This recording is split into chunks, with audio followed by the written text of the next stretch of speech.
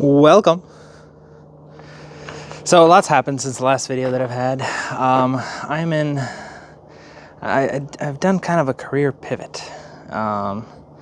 Here's the shop that I'm renting. It looks slightly ratchet. That's because it is. But anyway, this video is about FRS axles.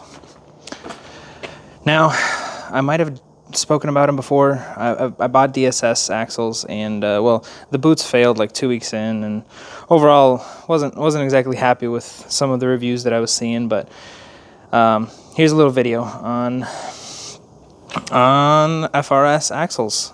There is an option that I don't have here. They're by Wilder Drift, and I haven't heard anything bad about them yet. I think we're probably gonna end up buying a set of those because I got some not so great news back from DSS. So anyway, well, this is a stock axle.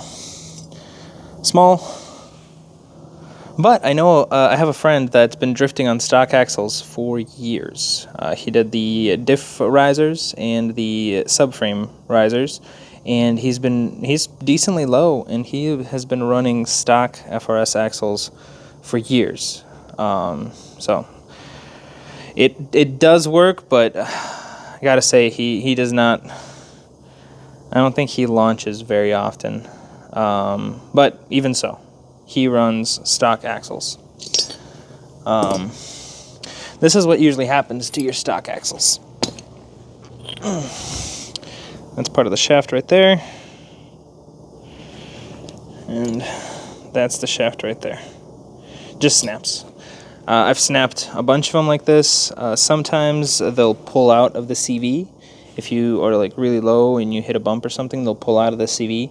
But I have had them just straight up snap like that before. So that's kind of what happens to these stock ones. And then this thing. This DSS, this is the boot that I didn't replace yet, so it's cooked as well, but it looks like there was a reason. It's not just worn. Looks like there's some weird wear patterns on it. So very beefy. Obviously, this looks insanely strong. I joked when I first got them. I was joking that they look almost identical to 350Z axles. Wish I could just pop a set of those in there, but you can't. I've tried. Anyway, so this is my failed DSS axle, apparently rated to 800 horsepower. I can guarantee you my car is nowhere near 800 horsepower. And at first, when I saw this, I thought for sure maybe, because I don't have the subframe riser and diff riser yet. I do have the bushings on the shelf. I just haven't done it yet. I thought for sure, man, this is my fault. This pulled out of the CV and then just chewed itself up coming in and out. And I was kind of beating myself up for it, for destroying such an expensive set of axles because I was too lazy to do some bushings. But that CV, I don't know what that's called, a spline, a sprocket, it's shattered into about 6 different pieces. So that's why that ate up like that. I did launch the car, but I'm only on like 245s and 265s sometimes, and it's never like a grippy 265. But very disappointed in these overall. I did get a quote on, so if you do buy a set of these, DSS, they say that they're serviceable and la, but they want $250 just for them to look at one axle, so $500 for them to look at both. And once I read that in the fine print, I figured I got tools. I kind of know what I'm doing, so I took it apart myself.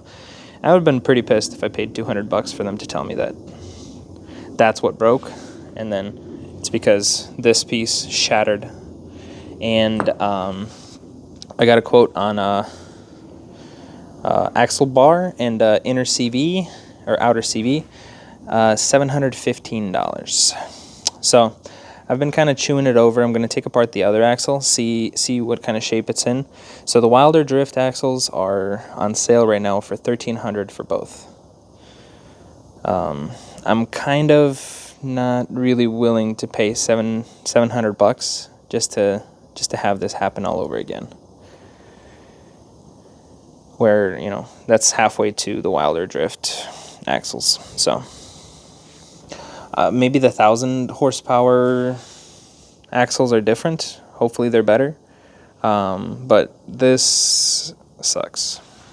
I was very disappointed to see it fail like this for, I mean, I'm maybe touching 450, 500. And it failed.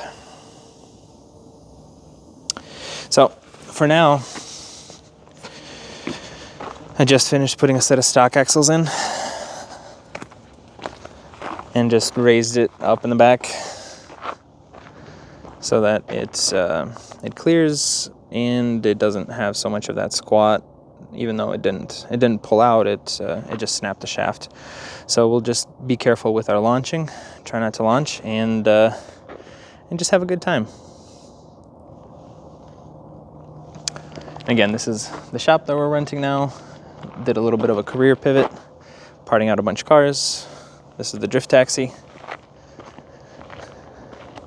with the big wing. This thing was a good time at our last event. The rest of these cars I'm fixing and parting out, and then this is my truck.